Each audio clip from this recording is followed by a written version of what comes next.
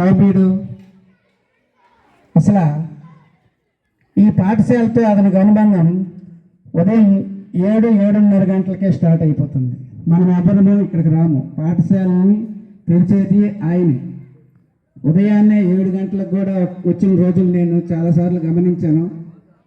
నిజంగా అతనిలాగా పాఠశాలకు సర్వీస్ చేయడం అనేది అది అందరికీ సాధ్యం కాదేమో. మరి నాకైతే ఈ స్కూల్కి వచ్చాక ఆయన పరిచయం, ఈ స్కూల్కి వచ్చాకే నాకు ఆయన పరిచయం అయ్యారు. అంతే దాదాపు 3 సంవత్సరాలు అయ్యింది. కానీ ఈ 3 సంవత్సరాల పరిచయం మాకు 30 సంవత్సరాల పరిచయంతో సమానంగా పెనవేసుకుపోవడం జరిగింది ఆయనతో నాకు. మరి ఆయన యొక్క సర్వీస్ని 30 సంవత్సరాలు, దాదాపుగా 30 సంవత్సరాలు నిర్విరామంగా నిరాఘంటంగా ఎటువంటి పుణ్య దంపతులను సన్మానించుకోవడం నిజంగా యొక్క అదృష్టంగానే భావించాలి. తన ఉద్యోగ జీవితాన్ని ఎక్కడ ప్రారంభించినా మరి పదవీ విరమణ అనేది మన పాఠశాలలో చేస్తున్నాం. ఇది ఆయన జీవితంలో ఒక మహోన్నత ఘట్టంగా మిగిలిపోయే అవకాశం మనకు కల్పించాడు భగవంతుడు. ఇతను సుగుణశీలి, మితభాషి, మృదుభాషి, సహృదయుడు, స్నేహశీలి, ఎన్ని పదాలైతే ఉన్నాయో అన్నీ అతనికి వర్తిస్తాయి. భాషలో మెలకువలని చెప్తూ వచ్చి మీకు ఒక మాట చెప్పాలి. 6 నెలల్లో ఒక టెక్స్ట్ బుక్ పూర్తి చేయడం అంటే అది అనితర సాధ్యం. అలాంటిది ఆయన డిసెంబర్ నాటికి నా సిలబస్ పూర్తి అయిపోవాలి. 10th క్లాస్ పిల్లలు ఎగ్జామ్కి వెళ్ళినప్పుడు సిలబస్ ఉండిపోయింది అనుకోవడం. యాక్చువల్గా చేరడం టీచర్గా చేరిన కన్నా ముందు లెక్చరర్గా చేరారు. గవర్నమెంట్ జూనియర్ కాలేజీలో పార్ట్ టైం లెక్చరర్గా చేరారు. వారు బ్యాచ్మేట్స్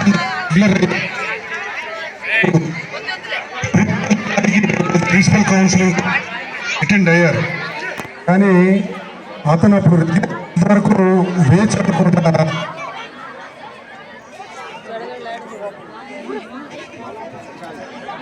అతను రెగ్యులర్ అయిన వరకు చూడకుండా ఈలోగా డిఎస్సి పడితే ఇది రెగ్యులర్ పోస్ట్ కదా, ఇది వచ్చేద్దామని అంటారు.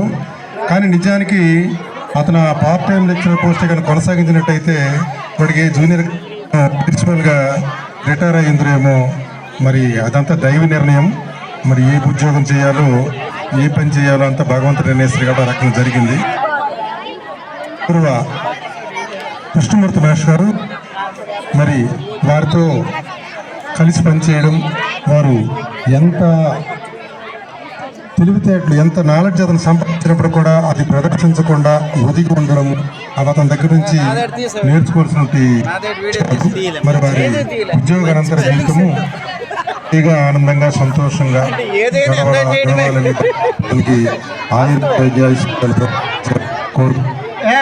కోరుకుంటున్నాను. Thank you sir. అలాగే ఈశ్వరి రేపటి నుంచి మా విష్ణుమూర్తి గారు మా పాఠశాలకు రారు అనే లోటు తలుచుకుంటే మాత్రం చాలా బాధ, తప్త హృదయాలతో ఉన్నాము. మాస్టర్ గారి నుంచి ఒక మాట చెప్పాలి. అంటే విష్ణుమూర్తి గారితో పరిచయం కాకముందు, నేను ఈ రొట్టవలస రాకముందే, తను ముఖ పరిచయం కాకముందే తన నామధేయం ముందే తెలిసిపోయింది. నేను రొట్టవలస అలాగే మరి మేసాల గ్రామానికి చెందినటువంటి పదవీ విరమణ కార్యక్రమానికి ఆయనకి సత్కరించడానికి ఈ కార్యక్రమంలో మేము కూడా ఆయన సత్కరించడానికి ఇచ్చేసి ఉన్నాం. ఈ కార్యక్రమంలో మాట్లాడే అవకాశం అలాగే మాకు కూడా ఆహ్వానం వచ్చింది, తెలియపరిచారు. ఈ వేదిక మీద ఉన్నటువంటి ముందుగా గుడ్ మార్నింగ్.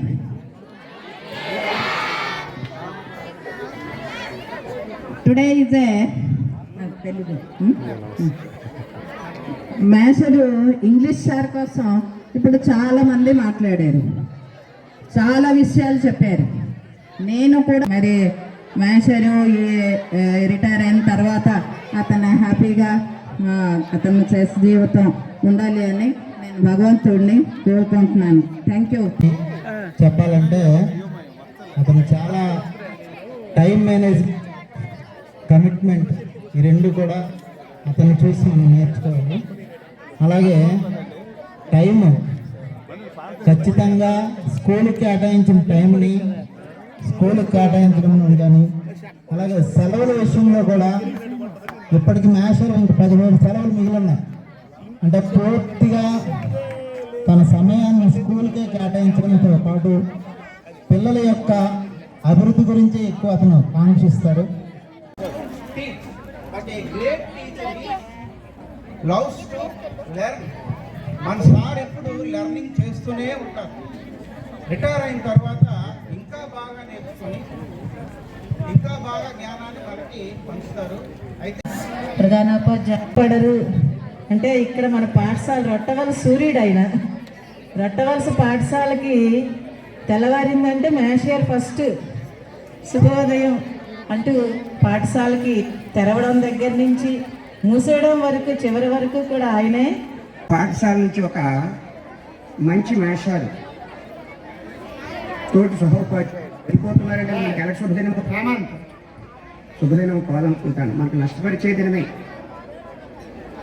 సో అయినా మన దేశంలో శుభానికి నష్టానికి అన్నిటికీ కూడా పండగ జరుపుకోవడము ఆచారం అయిపోయింది. కాబట్టి సో మేషాలు ఇక్కడ శాస్త్ర జీవితాన్ని హాయిగా గడపాలనే సంతోషంతో ఆయనకి శుభాశీస్సులు తెలుపుకోవడానికి జరుపుకుంటున్నాం కాబట్టి శుభదినం అని చెప్పుకుంటున్నాం. కాబట్టి మరి ప్రత్యేకంగా ఇప్పుడు చెప్పడానికి లేదు, అప్పుడు నేను చెప్పలేను సార్ స్టేజ్ మీద. కాబట్టి ఈ మీరు మన ఇద్దరి మధ్య ఉన్న అనుబంధం అక్కడ వివరించడం జరిగింది. Thank you sir, thank you very much, thank you very much for giving this opportunity. నేను అతని దగ్గర నుంచి ఏం నేర్చుకున్నాను, మన రాజా మేషాలు కొన్ని విషయాలు టైం అండ్ మనీ అని చెప్పారు, జగన్ మేషాలు వెయిట్ అని చెప్పారు, అదే వెయిట్ లాస్ అని. కానీ నేనేం నేర్చుకున్నాను అంటే ఎంత తక్కువ మాట్లాడితే అది మనకే మంచిది అనే విషయాన్ని నేను అతని దగ్గర నుంచి నేర్చుకున్నాను అనమాట. ఓకే, పదవి లేకుండా పొందితేనే చాలా మంచిది అనేసి ఇప్పుడు అలాంటి క్లిష్ట పరిస్థితులు ఇంకా రాబోయే తరాల్లో కూడా చూడాల్సి వస్తుంది. కాబట్టి మేషాలు పదవి వేతన పొందుతూ ఆరోగ్యంగా పొందాలని ఆశిస్తూ ఉన్నాను. కుటుంబం కంటే వృత్తికే ఆయన ఎక్కువ పాటుపడ్డారు, శ్రమ చేశారు. మాతో కూడా అకేషనల్గా కలవటం, మళ్ళీ రేపు స్కూల్కి వెళ్ళిపోవాలి, నేను వెంటనే బయలుదేరాలి, ఎప్పుడు గాబరాగా వెళ్ళిపోతూ ఉండేవారు. కానీ ఆయన అంటే కమిట్మెంట్. మీరందరూ పిల్లలు ఆయన దగ్గర నుంచి ఆయన already getting emotion and already పూర్తిగా ఒక మూడ్లోకి వెళ్ళిపోయి ఉన్నాడు. మాలంటలు మాట్లాడితే ఇంకా ఇబ్బంది పడతాడేమో.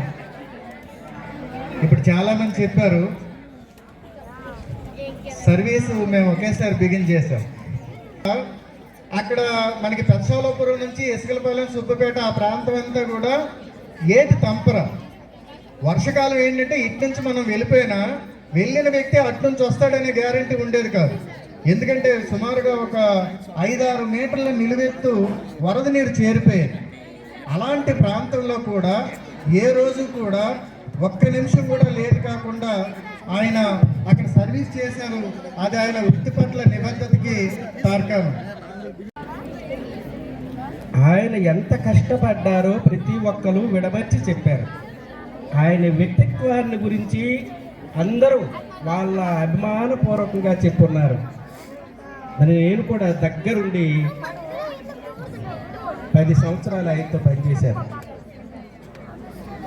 ఆయనలో ఉన్న నిబద్ధత నాకు చాలా నచ్చింది.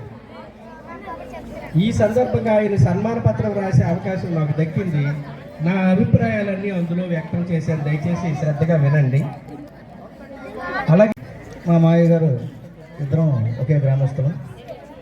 ఈరోజు నేను మీ ముందుండి ఈ సభా వేదిక పైన మైక్ పట్టుకొని మాట్లాడుతున్నాము అంటే అది విష్ణుమూర్తి మావయ్య లాంటి పెద్దలు ఆ రోజు వాళ్ళు మాకు నింపినటువంటి స్ఫూర్తి. ఆయన మాకు ఒక రోల్ మోడల్. మేము మీలా పిల్లల్లో ఉండేటప్పుడు ఆయన పిహెచ్డి చేస్తుండేవారు. ఆయన చూస్తే మేము ఎటువైపు వెళ్ళి ఆడుకొని వచ్చే సమయానికి ఆయన ఎప్పుడూ పుస్తకం పట్టుకొని ఉండేవాడు. మా ఇంటి ముందే నిరంతరం చదువు చదువు చదువు. ఆయన చదువుతుంటే మేము ఎంతసేపు ఆడినా వచ్చి చూసి అరే ఆయన చదువుకుంటారు, మనం కూడా పుస్తకం తీసి చదవాలి కదా అనే అభిప్రాయం. నాలాంటివి వ్యక్తులు మా ఊర్లో 30-40 మంది విద్యార్థులు ఆ రోజు ఆయన మాకు స్ఫూర్తిగా ఉండబట్టి ఈరోజు మేము 30-40 మంది ఒక ఉన్నతమైన స్థానంలో వివిధ హోదాల్లో రాష్ట్ర ప్రభుత్వ ఉద్యోగాల్లో ఈరోజు సెటిల్ అయి ఉన్నాం. ఫస్ట్ టైం అదేనండి. కరకవలసకు వచ్చిన తర్వాత ఇన్ టైంకి వెళ్ళడం స్కూల్కి, అదే సార్ దగ్గర నుంచి నేర్చుకున్నాను. రెండో అంశం, ఏదైనా ప్రాబ్లం కానీ వస్తే మీకెందుకండి మేమున్నాం, మా ఉపాధ్యాయులు ఉన్నాం అని చెప్తూ ఆనాటి ఉపాధ్యాయులందరిలోనే విష్ణుమూర్తి గారు, అదేవిధంగా మిగతా ఉపాధ్యాయులు కూడా ఇక్కడే ఉన్నారు. మన గోపి మేషారు, ఇంకా శ్రీని మేషారు. అతను ఎమోషన్ ఎవరు స్థితప్రజ్ఞులు. అతను ఏ ఎమోషన్స్ అతనికి ఉండవు. ఈ స్కూల్లో నేను మే జూన్లో పీజీటీగా ఇక్కడ పనిచేయడం జరిగింది తెలుగు. ఆ టైంలో క్యారేజ్ పట్టుకుని అతను ముందు అతను వెనకాల నేను వచ్చేవాళ్ళు. టిఫిన్ కూడా ఆయన ఇక్కడే చేసేవాళ్ళు. ఏం మాస్టర్ గారు ఇంటి దగ్గర అంటే ఆటో తప్పొద్దని అనేవారు. అంటే ఇక్కడేదో పెద్దదేదో పోతున్నట్టు అనుకునేవాళ్ళు. ఒక బెంచీ పై ఒక టేబుల్ పైన అని ఇంకో టేబుల్ పైన నేను, ఇద్దరము ఏవో కొన్ని విషయాలు, ఈ స్కూల్ విషయాలన్నీ కొత్త ఆ సబ్జెక్టుకి నేను చదువుకునేదాన్ని. ఆయన నెక్స్ట్ క్లాస్కి ఆయన ప్రిపేర్ అవుతుండేవారు. ఈ లెసన్ ప్లాన్లు మరొకటి గ్రేడింగ్స్ ఇవన్నీ కూడా మాట్లాడుకునేవారు. రిటైర్మెంట్ అయిపోయినాను చాలా బాధగా, విష్ణుమూర్తి సార్ గారు రిటైర్మెంట్ అయిపోయినాను చాలా బాధగా ఉంది. అలాగే పిల్లలు 10th క్లాస్ ఫస్ట్ మార్కులు తెచ్చుకొని సార్కి మంచి పేరు తెస్తారని కోరుకుంటున్నాను. విష్ణుమూర్తి మాస్టారు ఆయనకి సన్మానాలు కానీ ఈ సత్కారాలు కానీ ఆయనకి ఇష్టం ఉండవు. నేను రిటైర్మెంట్ ఫంక్షన్ చేసుకోనని చెప్పేసి నాతో ఆయన చెప్పడం జరిగింది. సార్ అదేంటి సార్, మిమ్మల్ని సన్మానించుకునే అవకాశం కల్పించండి అని చెప్పి ఇదివరకు ఆయనతో నేను మాట్లాడడం జరిగింది. మరి ఇక్కడ ఉన్నటువంటి ఉపాధ్యాయ బృందము చక్కనటువంటి కోఆర్డినేషన్తో ఏ కార్యక్రమాన్ని అయినా చక్కగా నిర్వహిస్తారు. అందరూ కూడా ఐకమత్యంతో ఒక కుటుంబ సభ్యుల్లా కలిసి ఎంతో చక్కగా కార్యక్రమం నిర్వహిస్తూ ఉంటారు. మరి ఆయన ఏ విధంగా నప్పించారో నాకైతే తెలియదు, కానీ మొత్తానికి ఈ చక్కనటువంటి సదావకాశం నాకు ఆ భగవంతుడు కలిగించినందుకు ఆ భగవంతుడిని ప్రార్థిస్తూ, మరి ఆయన గురించి అందరూ చెప్పారు, అనేక విషయాలు చెప్పారు. చెప్పడం పెన్షన్ సంబంధించిన పత్రాలు ఇంతకు ముందు ఏం చేసేవాళ్ళు, ఎవరెవరి దగ్గరకు వెళ్ళవలసిన పరిస్థితి వచ్చేది. కానీ అతనికి తెలియని విషయం అంటూ ఏమీ లేదు. కంప్యూటర్లో ఏ విషయం అని అతను మరి ఏమి స్కూల్కి సంబంధించి ఏ విషయాన్ని కూడా అప్లోడ్ చేయాలనుకున్నా, ఏమి పంపించాలనుకున్నా ఇంకొకరి మీద ఆధారపడవలసిన అవసరం లేదు. ఏ ప్రధానోపాధ్యాయులకైనా నాలెడ్జ్, కంప్యూటర్ మీద నాలెడ్జ్ లేకపోతే ఇప్పుడున్న పరిస్థితుల్లో ఎట్టి పరిస్థితుల్లోన ఆ ఉద్యోగం అనేటువంటిది, ఆ పదవి నిర్వహించడం చాలా కష్టమైనటువంటి పరిస్థితి. ఇప్పుడు ఏదైతే కావాలో కిట్, ఆ తర్వాత నేను బయలుదేరిపోవడం, అది మన ఆ టైం అనేటువంటిది నా చేతిలో ఉంది. కాబట్టి ఆ తర్వాత మనకేం పని లేదు, నేను బయలుదేరిపోవడమే కావాలి. కాబట్టి అటువంటి వ్యక్తి కూడా నాకు భారీగా దొరకడం చాలా అదృష్టం. ఇక మాకు చిన్న మామయ్య అంటే మా మిస్సెస్కి చిన్న అతను ఉద్యోగం చేశారు. అయితే అతని యొక్క ఏ సహాయం కావాలన్నా, ఏ సలహాలు కావాలన్నా అతని యొక్క ఇతర పాఠశాలలో పనిచేసిన వాళ్ళు అందరూ వచ్చారు. వాళ్ళందరికీ కూడా ధన్యవాదాలు. ఎందుకంటే కోరిన వెంటనే అందరూ కూడా చాలా తక్కువ సమయంలో నేను చెప్పాను. ఎందుకు ఎక్కువ సమయం ఎవరికి 1-2 రోజులు నేను చెప్పాను. అందరూ కూడా నాకు సహకరించినందుకు మిత్రులకు, కొంతమంది మిత్రులకు అందరికీ నేను ధన్యవాదాలు.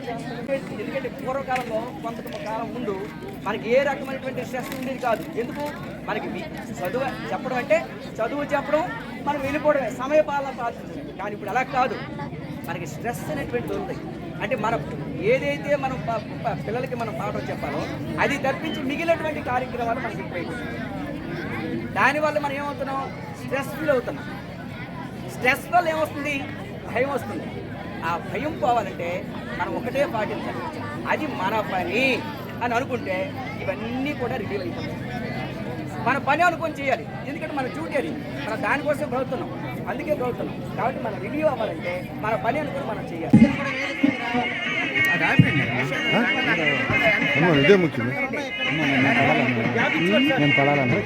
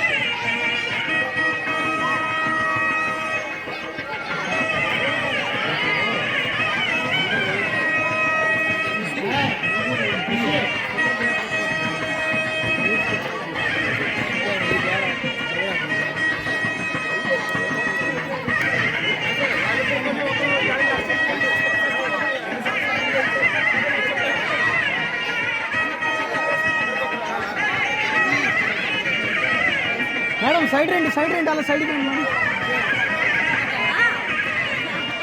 మేడం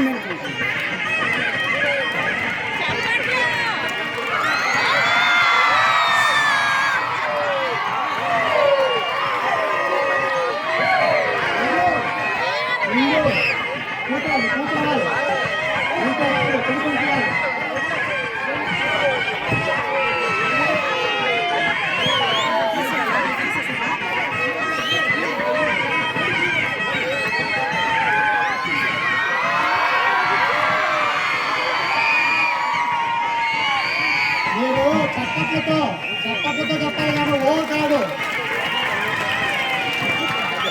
ఓ పనికిరా చప్పట్లో.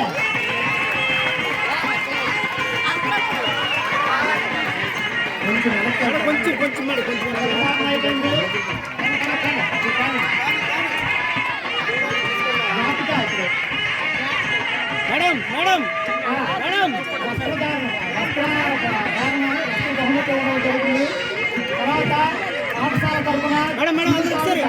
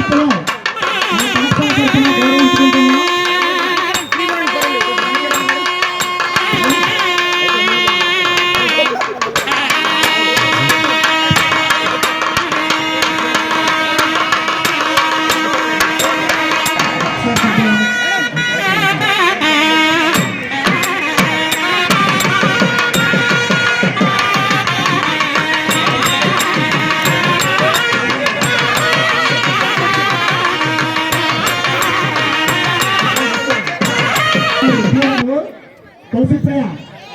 ఓకే, ఏ పే కావాలా? ఒక ఇద్దరు ఏ సెక్షన్ మీకు ఇద్దరు ఎవరు పేర్లు ఇక్కడ?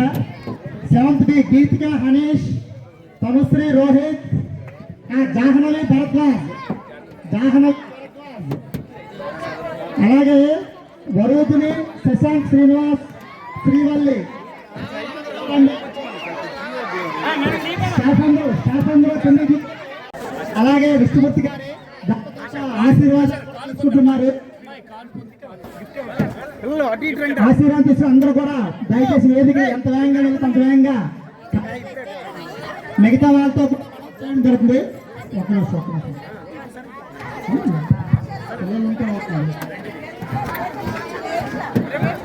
దేవిక పిలిచాం.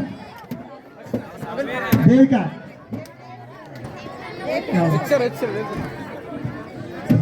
కుటుంబ సభ్యులు రావాలి. కుటుంబ సభ్యులు ఎవరున్నారు?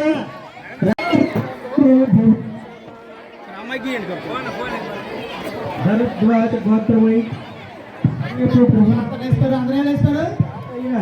నారాయణమ్మల పుణ్యాల పంటలై పాడి పంటల నెలవు నాగావళి నదీ తీరమున ఇసుకలపేట గ్రామము జన్మస్థలముగా ముగ్గురక్కలతోడ ఇద్దరన్నల కడమ ముద్దుల తమ్ముడై మురిపాల మూటవై 1962 డిసెంబర్ 8వ తేదీన జన్మించిన నీకు జయము జయము. బుడిబుడి నడకల బడిబాట పట్టి ప్రాథమిక విద్య మీ పేటలో నేర్చి 6 నుండి 10కి పగరాల హై స్కూల్ ఆమదాల వలసలో ఇంటర్ విద్య సోషియాలజీ, చరిత్ర, తెలుగులో ఆర్ట్స్ కాలేజీ నుండి డిగ్రీని అందుకున్నావు. హిస్టరీ, పాలిటిక్స్, ఇంగ్లీషు విషయాల్లో 3 MAలతో విజయుడై నిలవగా మెట్టుకొక పట్టము కట్టింది ఆంధ్ర విశ్వవిద్యాలయం. స్ట్రగుల్పై ఎంఫిల్ చేసి చైత్రాంశంపై పరిశోధనలో డాక్టరేట్ పట్టాలు సాధించినావు. అన్నామలై బిఈడి సాధించి చదువులో శోధించి ఘనతకెక్కావు. 1995 మే 3వ తేదీన వైవాహారాన్ని చర్యలందుకొని ఫలముగా వైష్ణవి ధన్యతను కూర్చింది. MSc బిఈడి చదువుతో రాణించి మీ ఇంటి దివ్యగా వెలుగుతుంది. 1996 డిసెంబర్ 5వ తేదీన సెకండరీ గ్రేడ్ ఉపాధ్యాయులుగా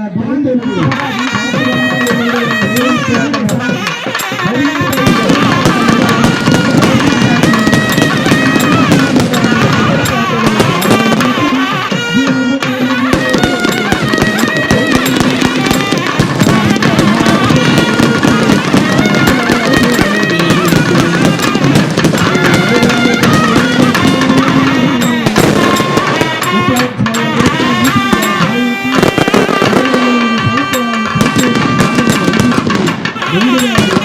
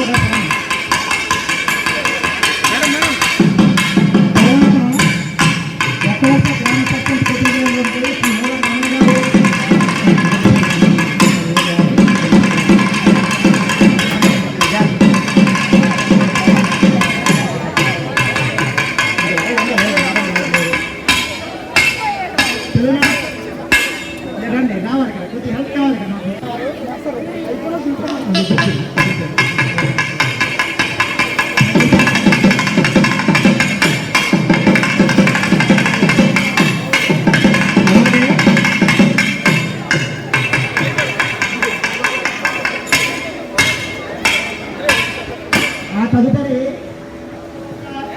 ఉన్నత పాఠశాల ఎస్ఎంసీ చైర్మన్ శ్రీమతి డి రాజేశ్వరి గారు, తర్వాత ఇల్లు అందరికి కూడా MDM సభ్యులందరూ కూడా ఒకసారి లైన్ పెట్టండి. అలాగే అతను వచ్చింది రెండు పక్కకు వచ్చింది గవర్నమెంట్